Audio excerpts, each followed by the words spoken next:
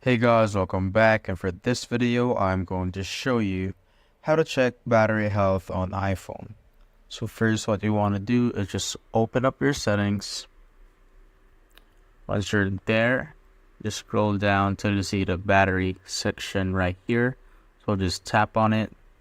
Once you've tapped on that, you will see an option called battery health and charging, so you just need to tap on that also. And once that's opened up, you will see here the maximum capacity, the peak performance capability, and optimized charging option.